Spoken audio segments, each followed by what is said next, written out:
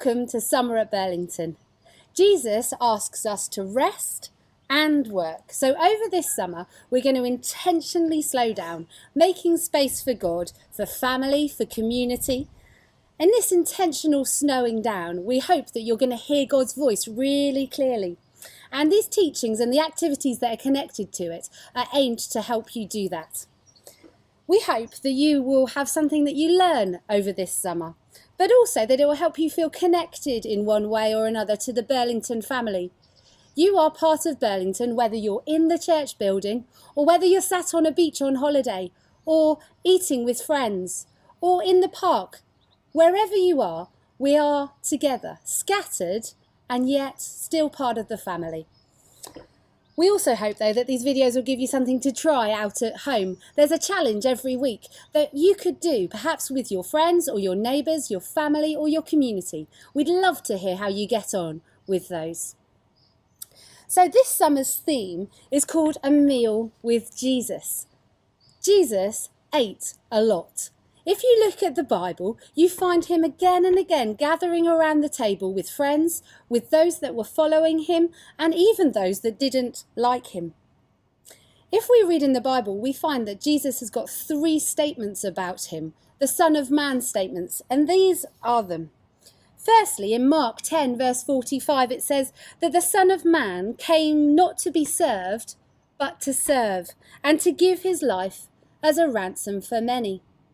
The second Son of Man stage is in Luke 19 verse 10, and it says that the Son of Man came to seek and save the lost. But the final Son of Man statement says this: the Son of Man came eating and drinking. Luke 7 verse 34. 3 amazing statements about what Jesus has come to do. He came as a servant and to give his life for us. He came seeking and saving those who were lost. He did that by serving. But this last statement shows us his strategy, how he managed to do it. It's so simple and yet oddly so significant. Jesus, the Son of Man, came eating and drinking. Tim Chester has written an amazing book called A Meal with Jesus, and he points this out. Jesus' mission statement was a long meal, stretching into the evening. He did evangelism and discipleship around a table with some grilled fish, some bread, and a pitcher of wine. In that book, he also quotes Robert Jarris, and he says that the Gospel of Luke is all about Jesus eating. Jesus is found either going to a meal, at a meal, or coming from a meal. And even when he isn't at a meal, he appears to be teaching about food. I am the bread of life, for example. Jesus came eating and drinking. And in doing so, he's left us with the same challenge, a simple pattern to follow. A meal with Jesus was never a necessity just for survival. It wasn't about just meeting our physical needs of eating. It was a powerful tool to celebrate what God was doing. It celebrates God's provision. It's a place where God's love is shared. And it's a place where we build covenant relationships with others.